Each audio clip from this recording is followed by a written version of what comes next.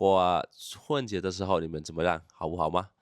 ？OK，今天我给你们的分享非常好的生词，请看看有什么的。第一个生词就是团圆饭 OK ស្រាគ្នាវិលត្រឡប់មកវិញថ្ងៃនេះគូនឹងលើកយកចំណុចសំខាន់នៅក្នុងភាសាចិនដែលប្រើក្នុងថ្ងៃចូលឆ្នាំចិនទីមួយគឺពាក្យថា团圆饭团圆饭ហ្នឹងគឺមានន័យថាទទួលទានឬក៏អាហារពេលល្ងាចជួបជុំគ្នាណាក្នុងភាសាចិនគេ团圆饭ដល់គ្នាអាចតែងប្រយោគមួយនិយាយថា除夕晚上我们一起吃团圆饭មានថាម៉េច除夕晚上ណាមានថាពេលយប់ថ្ងៃចូលឆ្នាំហ្នឹង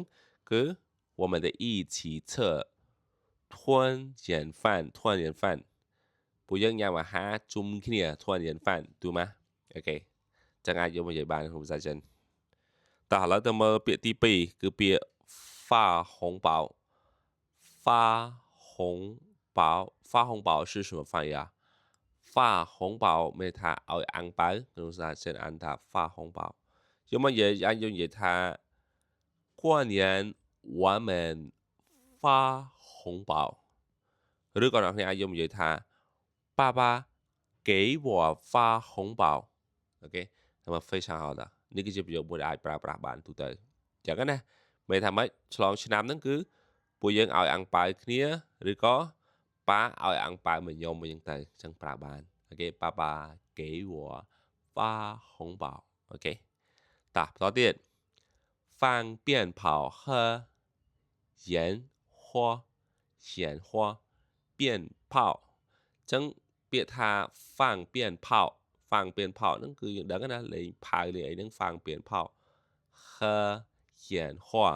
លេងផៅឬក៏កំជ្រួចអញ្ចឹងក្នុងភាសាចិន烟花烟花អូខេអញ្ចឹង过春节的时候对中国人的非常喜欢对放鞭炮和烟花对 OK តោះតទៀតគឺពាក្យ穿新衣មកពាក្យថា穿新衣服穿新衣穿新衣服穿新衣服មានតែម៉េចឬក៏穿新衣ហ្នឹងគឺមានថាស្លៀកសម្លៀកបំពាក់ថ្មីថ្មី OK 过春节的时候人们得穿新衣មានតែម៉េចពេលដែលចូលឆ្នាំចិនហ្នឹងគឺគ្រប់គ្នាត្រូវតែស្លៀកសម្លៀកបំពាក់ថ្មីអូខេចឹងនេះជាចាំបាច់ណាពេលដែលគាត់ជន់ជាណា新年快乐ណាគឺជាទៅគឺតែងតែយ៉ាប្រើប្រាស់នៅសម្លៀកបំពាក់ឬក៏អ្វីដែលថ្មីនៅក្នុងតួខ្លួនរបស់យើងណាគឺចាំបាច់ត្រូវតែមានអាហ្នឹងអ្នកគ្នាក៏ដឹងដែរតោះទៅទៀត舞龙舞狮舞龙舞狮舞龙舞狮ហ្នឹងគឺលបមកស្អីក្នុងភាសាចិនអានថា舞龙舞狮我喜欢看舞龙舞狮បន្ទាប់ពីវីដេអូនេះទៅលោកស៊ឺនឹងបង្ហាញអំពី technique ថ្មីដើម្បីឲ្យចេះភាសាចិនបានលឿនហើយប្រើបានល្អតែប៉ុន្តែអ្នកគ្នាឃើញមកពាក្យអញ្ចឹងណាអញ្ចឹងយកវាទៅបង្កើតទៅជាប្រយោគមួយប្រយោគខ្លីៗដែលយើងអាចប្រើបាន我喜欢看乌龙乌狮អញ្ចឹងធ្វើឲ្យសលេង pronunciation ហ្វាយហ្នឹងឲ្យត្រឹមត្រូវហើយការប្រើវាឲ្យទៅតាមពាក្យដែលយើងកំពុងតែរៀនហ្នឹងវាថាយកពាក្យហ្នឹងទៅបង្កើតទៅជាប្រយោគខ្លីៗមួយដែលអាចប្រើជាភាសាចិនបានអូខេតាពីចុងក្រោយគឺពាក្យ大扫除大扫除大扫除នឹងមានថាបោះសម្អាតចូលឆ្នាំចិនចាំបាច់មែនតើសម្រាប់កម្មវិធីចូលឆ្នាំចិនប្រសិនបើយើងអត់សម្អាតយើងអត់បោះសម្អាតយើងអីហ្នឹងទេអញ្ចឹងយើងប្រកាសជាអត់នាំនៅសេរីសួស្តីចូលផ្ទះហើយអញ្ចឹងចាំបាច់ត្រូវតាសោឈូងខ្លាំងមែនតើអញ្ចឹងកុំភ្លេច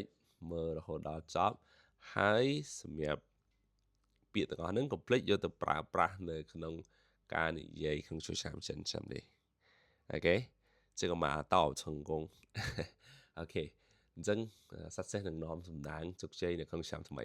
កុំភ្លេច subscribe សម្រាប់វីដេអូបន្តហើយវីដេអូបន្តគឺសិតសឹងតែជាវីដេអូមួយដែលប្រើសំខាន់សម្រាប់អ្នកធ្វើការក្នុងការរៀនភាសាចិនកុំភ្លេច subscribe សម្រាប់អ្នកបន្ត subscribe អូខេ再见大家拜拜